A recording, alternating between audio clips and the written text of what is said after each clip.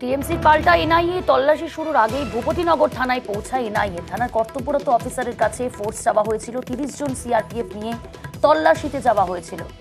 আমাদের সঙ্গে রয়েছে প্রতিনিধি অমিত। অমিত, এই বিষয়ে কি জানা যাচ্ছে যে আগেই থানায় কর্তব্যরত অফিসারের কাছে ফোর্স যাওয়া হয়েছিল?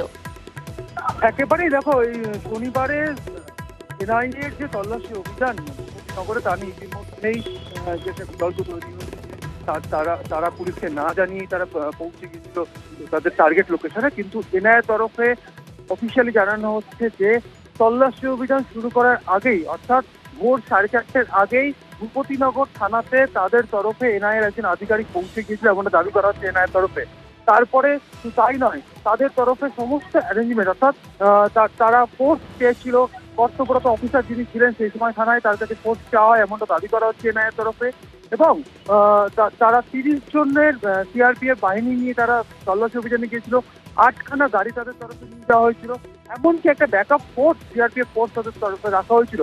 6:15 নাগাদ যখন এই আক্রমণের ঘটনা ঘটে বা হামলার মুখে এনআইএ কথাটা পড়েন, এনআইএ দাবি করা হচ্ছে যে এই হামলা হওয়ার অনেক আগেই কিন্তু থানাকে রিকুইজিশন দেওয়া হয়েছিল, বা তাদের তরফে যেটা বলা হচ্ছে যে 4:30টার আগেই কিন্তু ভূপতিনগর থানায় কিন্তু এনআইএর তরফে আধিকারিক পৌঁছে গেছিল এবং তাদেরকে জানানো হয়েছিল যে তারা 5টি লোকেশন, অর্থাৎ 5টি জায়গাতে তল্লাশি অভিযান চালানো হচ্ছে।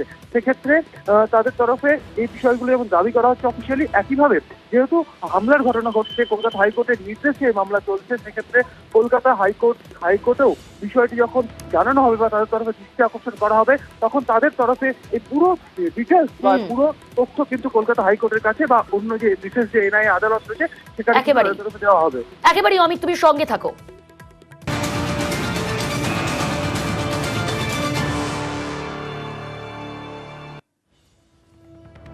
এদিকে ভূপতিনগরে এনআইএ নজরে আরো 3, ভূপতিনগরে বিস্ফোরণ তদন্তে আরো 3 বাড়িতে তল্লাশি। আজ 3 জনকে তলব করা হয়েছে, হাজিরার নির্দেশ দেওয়া হয়েছে। রয়েছে আমাদের সঙ্গে প্রতিনিধি অমিত।